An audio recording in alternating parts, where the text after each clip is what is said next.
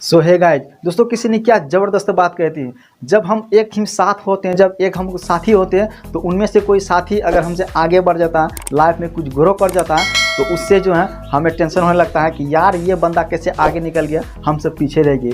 लेकिन आगे बढ़ने का उसका भी एक कारण होता है, एक रीज़न होता है, क्योंकि वे कहीं ना कहीं मेहनत करते हैं, कहीं ना कहीं वे अपनी लाइफ के बारे में सोचते हैं, अपनी फैमिली के बारे में सोचते हैं, कहीं ना कहीं वह अपनों के बारे में सोचता है, अपनों को आगे बढ़ाने के लिए सोचता है, सबका भलाई सोचता है, इसीलिए वह आगे निकल जाता है और हम सब पीछे हो जाते हैं। इसीलिए हमें जीवन में किसी को भी कमज़ोर नहीं समझना चाहिए, किसी से भी हार नहीं माननी चाहिए।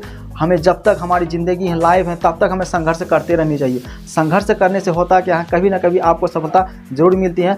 हम जो काम करते हैं उसको नहीं छोड़ना चाहिए, उस काम पर फोकस करना चाहिए। हमें अपने लाइफ के बारे में सोचना चाहिए, हमें अपने फ्यूचर के बारे में सोचना चाहिए, हमें अपने फैमिली के बारे में सोचना चाहिए कि किस तरह हम अगले टाइम तक अच्छे फैमिली को चला सकते हैं और अपने काम को कर सकते हैं। जो लोग इस तरह की बातें सोचते हैं, कहीं ना कहीं वे मेहनत करते हैं, कहीं ना कहीं उसे सक्सेस ज़रूर मिलती है।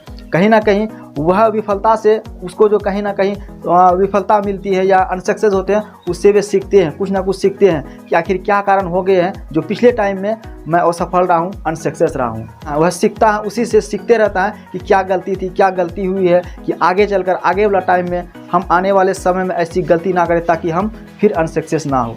जो लोग अनसक्सेस से कुछ सीख लेता है वह गलती नहीं करता है फिर आगे वाला सक्सेस में, ताकि हम आगे वाला सक्सेस जो है उसे अचीव कर सकते हैं। उन गलतियों को नहीं दोहराएंगे, बल्कि उन गलतियों से हम सीख सकते हैं। हम अगर गलतियों से सीखते हैं तो हमें बहुत बड़ा चीज़ मिलता है, बहुत बड़ा मोटिवेशन मिलता है कि ताकि हम आगे वाला टाइम में जो काम करेंगे उसमें हमारी कहीं गलती ना हो। इसीलिए हम गलतियों से सीख सकते हैं। अगर कोई लोग गलती कर देते हैं कोई काम में, उस काम में उसे सक्सेस नहीं मिलता, अनसक्सेस ही मिलता है, लेकिन वह उसे छोड़ देता है, उसका पीछा छोड़ देता है। लेकिन वह नहीं जानता है कि वह जो हमें अनसक्सेस मिला है, किस कारण मिला है, क्यों मिला है, आखिर किस लिए हमें मिला है। उनसे सीखना चाहिए कुछ ना कुछ, उनसे कुछ ना कुछ प्रेरणा लेनी चाहिए कि आखिर क्या कारण हो सकता है हम पीछे हो गए हैं, सफल नहीं हो रहे हैं, हमें विफलता हाथ लग रही है, बिल्कुल अनसक्सेस हो रहे हैं। ये हमें सीखने का एक मौका देता है ताकि हम उससे सीख सके कि फिर हम दोबारा ऐसी गलती ना करें, ऐसा काम ना करें, ऐसा ना सोचें, इस तरह की काम को आगे ना बढ़ाएं, फिर हमें अनसक्सेस मिले।